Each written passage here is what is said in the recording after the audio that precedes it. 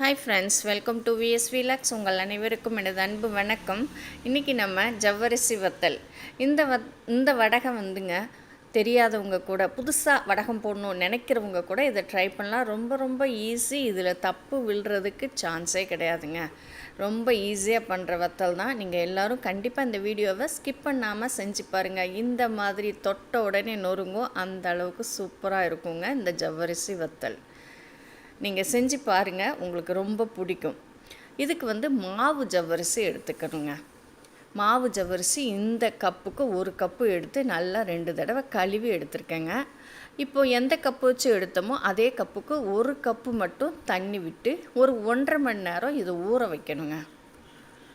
1.5 மணி நேரத்தில் ஓரளவு நல்லா ஊறிடும். இதை மூடி போட்டு ஊற வச்சிடலாம்.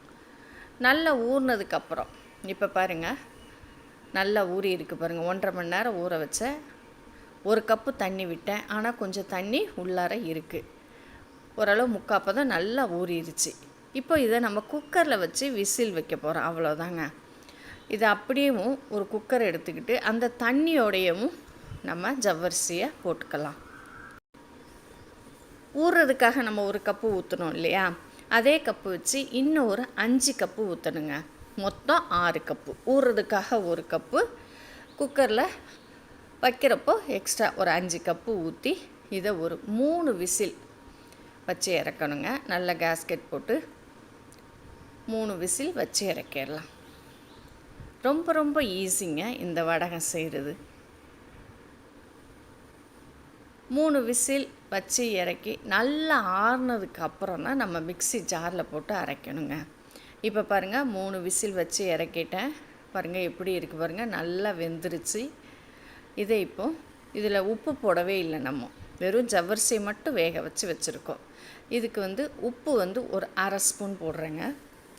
இந்த உப்பை நல்லா கலந்து விட்டுட்டு மிக்ஸி ஜாரில் ஒரு 2 தடவையாக அரைச்சிக்கலாம். ஒரே தடவை அரைக்கிறப்போ தெரிக்கும், அதனால் 2 தடவையாக நல்லா அரைச்சிடலாம்.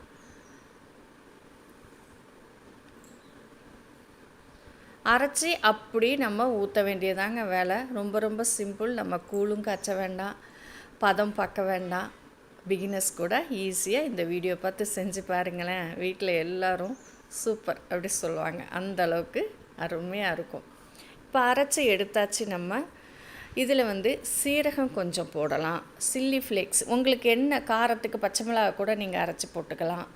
நான் சில்லி ஃப்ளேக்ஸ் போடுறேங்க, 1 ஸ்பூன் போடுறேன். சீரகம் கொஞ்சம் போடுறேன், பெருங்காயத்தூள் கொஞ்சம் போடுறேன்.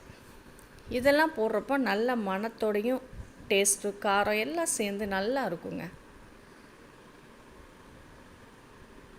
நீங்கள் பொரித்து வச்சிங்கன்னா பிள்ளைங்க சும்மாவே தூக்கிட்டு போயிடுவாங்க. நம்ம சாப்பாட்டுக்கு கூட இருக்காது, அந்த அளவுக்கு எல்லோரும் விரும்பி இதை சாப்பிடுவாங்க.